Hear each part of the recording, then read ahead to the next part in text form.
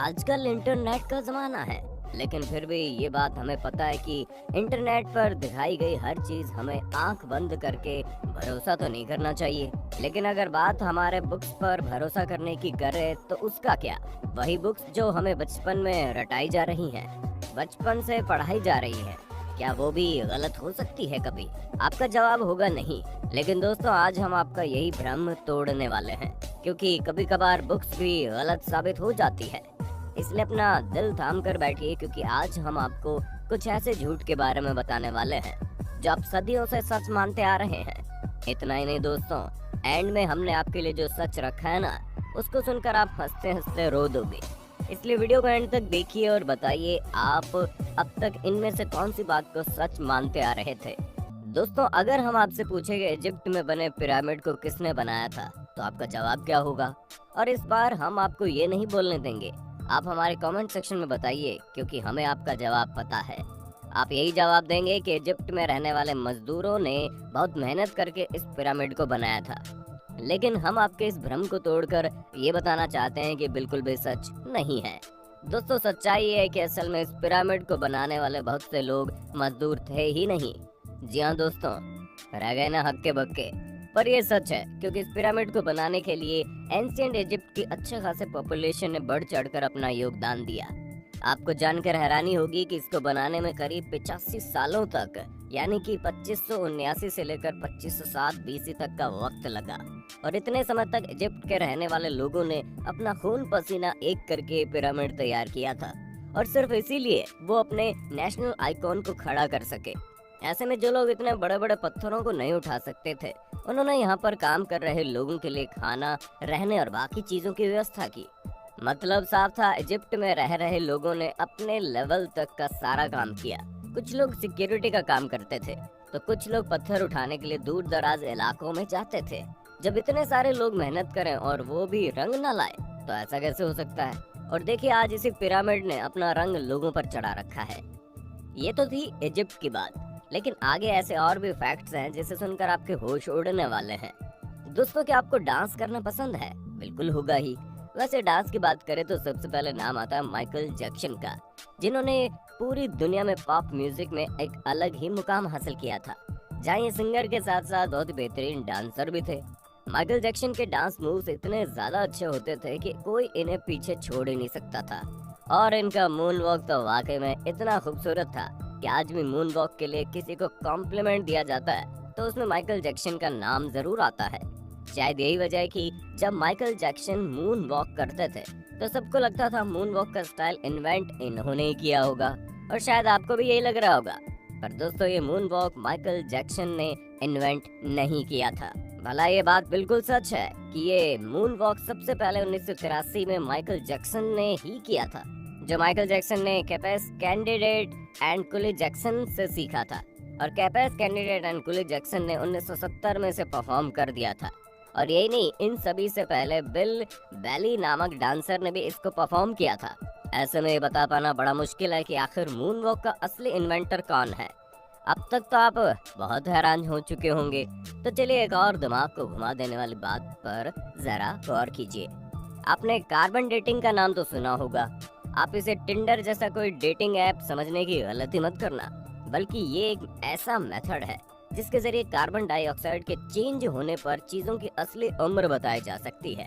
और इसलिए ऐसे में आर्कियोलॉजिस्ट कार्बन डेटिंग का इस्तेमाल करके ये पता लगाते हैं कि उनके द्वारा खोजी गई चीजें कितनी पुरानी हैं। इसी वजह से हम भी आपको जितनी भी चीजों की जानकारी दे रहे हैं, उनकी उम्र भी कार्बन डेटिंग के हिसाब से ही होती है। और विलर्ड लिबी नाम के जिस प्रोफेसर ने कार्बन डेटिंग का पता लगाया, उसके लिए उन्हें नोबेल प्राइज भी मिला था। लेकिन दोस्तों, आप ये बात जानकर हैरान होंगे कि कार्बन डेटिंग से किसी भी चीज की असली उम्र का पता लगाना बहुत ही मुश्किल है, क्योंकि हर जगह का एटमॉस्फेयर चेंज होता है। हालांकि कुछ हद तक चीजें सही कही जा सकती है, लेकिन आप खुद सोचिए कि 2 प्लांट है, एक अमेरिका में और एक ग्रीनलैंड में, तो अब जाहिर सी बात है तापमान की वजह से दोनों पौधे की ग्रोथ में काफी डिफरेंस होगा।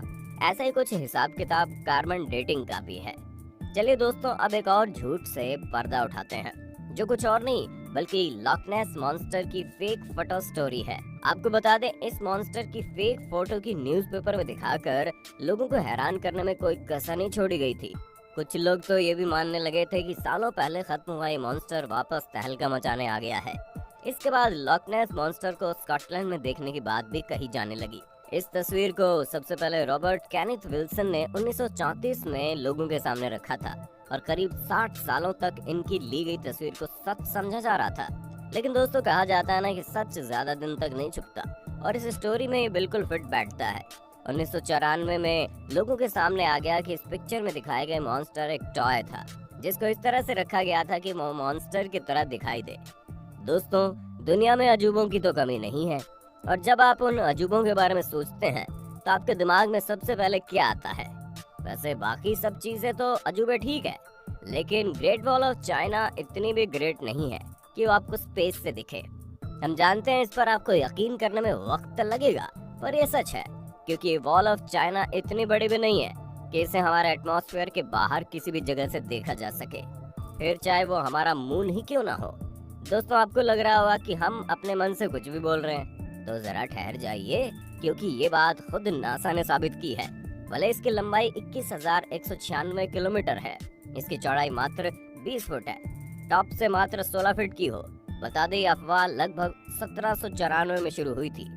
अब चीन से वापस लाकर आपको अल्बर्ट आइंस्टीन के सच से वाकिफ कराते हैं।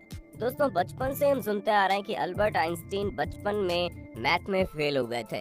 तो दोस्तों, आपको बता दें, बिल्कुल गलत है, क्योंकि अल्बर्ट आइंस्टीन जो खुद मैथ्स के इतने बड़े जीनियस थे, मात्र 15 साल की उम्र में उन्होंने मैथ्स में अपनी अच्छी खासी पकड़ बना ली थी।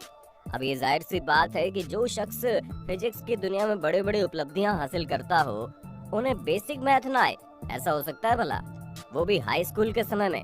ये चीज थोड़ी तो अटपटी है, पर दोस्तों हमें तो बुरा उन लोगों के लिए लगता है जो सोचते हैं उन्हें मैथ्स नहीं आती, फिर भी वैज्ञानिक बन जाएंगे। इसलिए वैज्ञानिक बनने के लिए मैथ बहुत जरूरी है। ठीक उसी तरह जिस तरह से अच्छा सिंगर बनने के लिए गाना जरूरी है, और अच्छा डांसर बनने के लिए अच्छे मूव्स करना जरूरी है, क्योंकि ये सारी चीजें बेसिक है। हमें पता है आपको इस बारे में कोई भी जानकारी नहीं होगी। बता दें कि 19वीं सदी के मध्य में अमेरिका में एक बहुत बड़ी अफवाह फैली थी, और वो अफवाह फैलाई थी सिगरेट कंपनीज ने। जी हाँ दोस्तों, सिगरेट कंपनीज ने बहुत सारे विज्ञापन में सिगरेट पीने से सेहत अच्छी रहती है इसका दावा किया था। ऐसा होता था क्योंकि कुछ कंपनी ये बोलती थी कि डेंटिस्ट ये खुद लोगों को सिगरेट पीने की सलाह देते हैं, और ये सेहत के लिए बहुत ही अच्छी होती है, जिससे आपकी टेंशन भी कम होती है। उस वक्त ऐसे बहुत सारे विज्ञापन देखने को मिल रहे थे। इन्हीं विज्ञापन की बदौलत अमेरिका के लगभग 45% लोग सिगरेट पीने की लत को लगा चुके थे। हालांकि अभी भी अमेरिका में सिगरेट पीने वाले लोगों की कमी नहीं है, लेकिन उस वक्त ये संख्या ज्यादा थी, क्योंकि लगभग 45% लोग सिगरेट पीते थे। आंकड़े के हिसाब से देखा जाए तो लगभग 7 करोड़ लोग सिगरेट पीते थे। वो तो बहुत दिनों बाद पता चला कि ये सेहत के लिए बहुत ही ज्यादा हानिकारक होती है, जिससे भगवान आपको अपने पास बुलाने में बिल्कुल भी देर नहीं करते। अब मरने का डर किसको नहीं होता दोस्तों। जब ये सच सामने आया तो मरने के डर से बहुत से लोगों ने इसको टाटा बाय बाय कहना ही अच्छा समझा। पर दोस्तों, अभी भी बहुत से लोग हैं जो इस बात को नहीं समझते, क्योंकि हम ये भी नहीं भूल सकते कि दुनिया में बेवकूफ़ों की कोई कमी नहीं है कि नहीं दोस्तों? आज के लिए इतना ही दोस्तों। उम्मीद करते हैं आपको ये वीडियो पसंद आई होगी। अगर हाँ तो कमेंट सेक्शन में ज़रूर बताना, और ऐसे इंटरेस्टिंग वीडियोस के लिए हमारे चैनल को सब्सक्राइब करना ना भूलें।